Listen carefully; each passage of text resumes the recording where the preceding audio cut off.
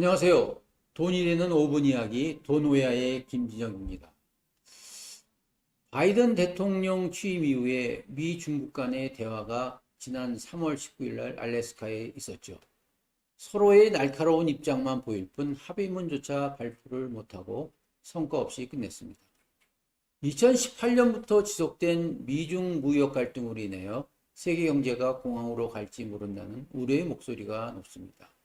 그러면 왜 이렇게 미국이 분쟁을 일으키는가? 이유에 대해서 알아보도록 하겠습니다. 첫 번째는 미국의 경우에 이번에 중국을 잡지 못하면 더 이상 기회가 없다 이렇게 생각하고 있습니다. 인구가 14억과 3억의 인구 차이이기 때문에 조만간 GDP가 바뀔 가능성이 있다고 보고 있습니다. 중국 역시 국가주도형 산업발전 전략을 추구하는데요. 공격하는 미국에 밀리면 시 주석이 권력 기반이 흔들 것이다 이렇게 생각하기 때문입니다. 두 번째는 미국 제조업 붕괴와 중국의 경쟁력 강화인데요. 미국 기업이 중국에 대거 진출해서 공장을 세운 결과에 소비자들은 예전보다 싼 가격으로 소비재를 구입했죠. 반면에 피해도 컸습니다. 미국 제조업이 밀집해 있던 중서부 및 동남부 지역에 실업자가 약 95만 명에서 200만 명이 생겼습니다.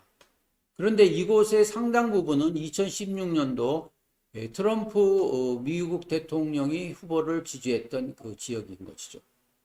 그리고 세 번째는 미국이 셰일 오일 혁명으로 에너지 자급자족이 가능했습니다. 셰일로 인해서 미국 자체적으로 에너지가 공급이 되는데요. 그러다 보니까 이전에 소련과 견제하던 석유 생산 수송로를 더 이상 보호할 필요가 없어졌다.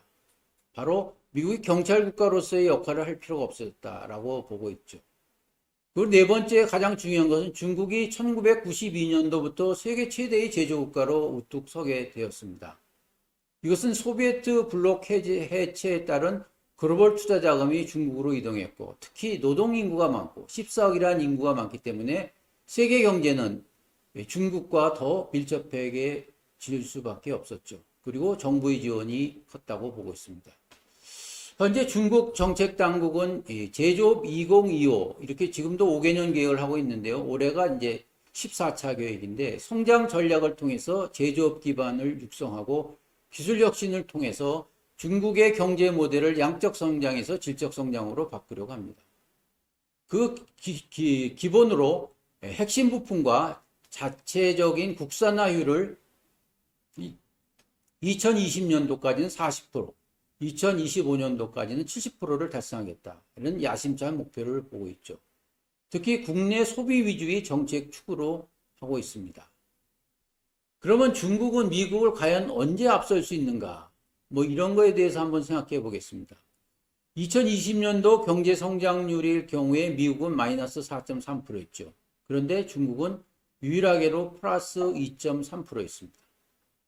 유럽 등 다른 나라의 공장이 멈춘 사이에 오히려 중국은 수출이 늘어나서 GDP 경쟁 구도에서 유리한 고지를 차지했습니다.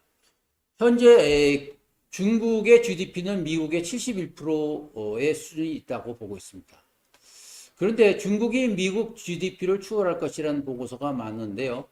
그 대표적으로 미국의 브로킹 연구소에서 현 추세라면 2028년 얼마 남지 않았죠. 중국 GDP가 미국을 추월할 것이다 라고 보고 있습니다. 그리고 이 예측은 점점 빨라져서 이전의 예측보다 한 2년이 더 빨라진 것이죠. 시진핑 국가주석은 지난 11일 날 이렇게 얘기합니다. 세계가 100년간에 없던 대변화의 시기가 있지만 시간과 형세는 우리 편이다 이렇게 언급을 하면서 미국과의 경쟁에서 강한 자신감을 내보이고 있는 것입니다. 사실 미국은 1976년도 이후에 경제 성장률 면에서 중국에 밀렸죠. 그러나 어떻게 보면 돈에는 국경이 없어 보입니다. 트럼프가 미국 때리기에 한참이 된 2020년도 하반기에도 중국판 테슬라라고 하는 엑스퐁이 미국 증권거래소에 상장되어 있죠.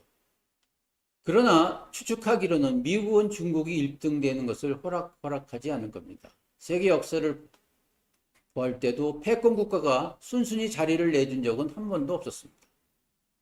부상하던 독일 제국이 앵글로색슨의 패권에 도전하다가 1차 세계대전이 터졌죠. 일본 제국이 미국에 도전하다가 태평양 전쟁이 발견했죠. 하지만 중국의 걸기를 무시할 수는 없습니다. 우리 앞으로의 전략은 어떻게 돼야 되느냐에 대해서 한번 알아보도록 하겠습니다. 예일대 교수였던 마이크 오슬로는 아시아 세계의 정원에서 이런 얘기합니다. 그간 아시아가 누렸던 번영의 시대는 가고 불확신과 불안정의 시대가 온다. 우리도 지각 변동을 하는 대외 여건에 차분히 준비해야 됩니다. 왜냐하면 미중 무역 전쟁으로 중국의 대미 수출이 10% 감소하면 우리는 부품을 납품하기 때문에 20% 줄어듭니다. 결국 전체 수출의 4.9%가 축소된다고 합니다. 그리고 무역 전쟁이 장기화되면 해외 생산 거점으로서의 중국 매력이 떨어지고 다국적 기업이 골치 아픈 중국에서 동남아, 인도로 옮길 것입니다. 그리고 막연한 중국 몽햇이 사라질 것입니다. 특히 우리 같은 경우에는 중간재 수출을 많이 하고 있습니다. 그에 큰 타격을 받을 것이죠.